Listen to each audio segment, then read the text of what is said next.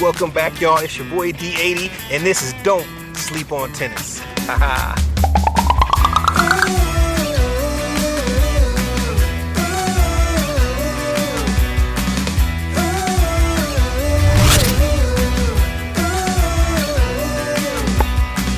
Bright lights, good vibes, let's make a move. Be free, live it up, just me and you. Say yes, take a chance, just one more night. You know it's feeling right. Don't wanna shake it out.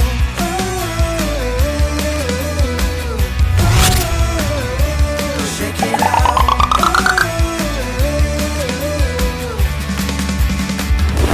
Shake it out. Yo, welcome to the first inaugural episode of Don't Sleep on Tennis. This is your boy Jeremiah J. Kitchen, aka D80, here to host the show. Now, this is where we give you the latest tennis news, stats, and everything going on in the world of tennis. Pretty much from my perspective. Now, I'm not Brad Gilbert. Not any kind of expert that traveled the world to see tennis. I just know it from my perspective. When I was a kid, about 13 or 14 years old, my Uncle Eddie used to force that tennis racket in my hand. He used to tell me, this is the way to make it. But where I come from, tennis wasn't the popular sport. So of course there's football, basketball, and a little bit of baseball. And soccer. Shh, don't tell about it. The world of tennis has been on fire. So I want to talk about the return of the Joker. No, not that Joker. Or that Joker. This Joker.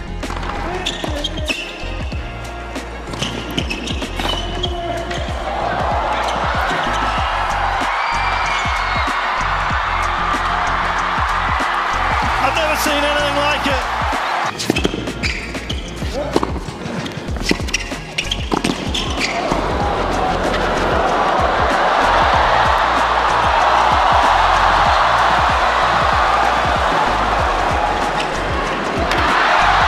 Novak Djokovic has still proven that he is the man to beat by beating the best tennis player in the world in Carlos Alcaraz.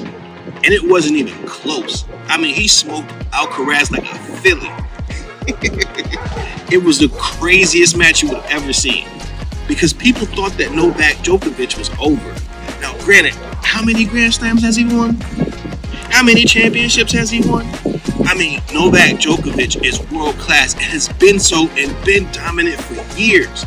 So they thought that just because Carlos Alcaraz kind of edged him out, it was over. And I'm not gonna front. For a minute, it looked like it too. But guess who's back? Okay, so welcome to this segment about it. And who I want to refer to is really Miss Taylor Townsend. Now, she has been on the rise for a couple of years now. And to see her come up has been amazing. Oh, wow. A little different and showcasing the talent we were talking about. Because, of course, just like in everybody else whose game is tailored after a little bit of Serena, you can see it in her. Now, after having the child, God bless, she has come back and bounced back and is on the rise to come back up to take her spot back and possibly be better. Now, granted, she's in the Toronto Open and she just lost to Emma Navarro just a few hours ago. But she's still on the bounce back, so keep an eye out for that name. Yo, right now, all eyes of the tennis world are on Toronto. The Toronto Open 2024 is underway, and the biggest names are there. Coco Gauff, Arina Sabalenka, Jesse Pegula, Yannick Sinner, and a slew of others are all there getting it in. You gotta see it. The tournament is... Now, I said all eyes are on the tennis world in Toronto, and that's a fact. But it pains my heart.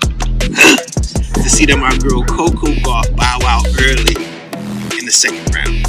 Now, granted, I kind of blame the coaching, so Mr. Gilbert, get it together. Coco is a number one player, and she should be treated as such, not bowing out so early. Now, Aryna Sabalenka, she lost too, so I can't give too much push there, but I'm saying she needs to be rising, especially at this point in the season, approaching the U.S. Open. You know what I'm talking about? Okay.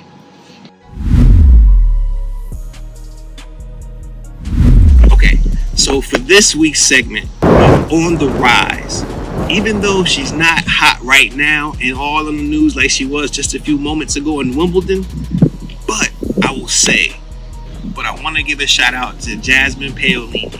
She is on fire right now, and her stock is steady rising so much where you're like, ooh. I love it. She is on fire. Okay, so for a person from Italy, 5'4", she packs a major punch. I mean, homegirl ain't playing at all. And of course, I see a little bit of her Serena in her game. I can't help it. It's just how it is. The way she serves, the way she approaches the net, and that forehand, all kind of Serena-esque. So those are some things you want to be on the lookout for. That's a name that's on the rise. Also, I got to give a shout out to my girl Naomi Osaka. She is on the bounce back tour as well. Now, it's been a year or two since she's had the baby,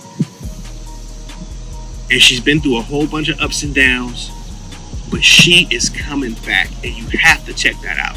You can't miss this fact. Now, she's in Toronto doing her thing, steady climbing the charts, steady climbing the rankings. So possibly by the U.S. Open, she'll be in tip-top form and be able to take back the number one spot. Naomi, I'm rooting for you. Even if you claim Japan and not the U.S. But y'all didn't hear me say that. Shh. Yo, so that's it for today's episode of Don't Sleep on Tennis. It's your host, Jeremiah Kitchen, aka D80. Check me out at truthentfilms.com, or you can hop on IG and check truth_ENT_films. Hit your boy up. Hit me up in the comments. Tell me how you like this. Tell me if you don't like this. Well, no, don't tell me if you don't like this. Or show me how we can tweak this thing and get it better. But I'm here for you to bring you the world's tennis game right to your doorstep, right to your phone, right to your hand, right to your face. It's D80. Let's go.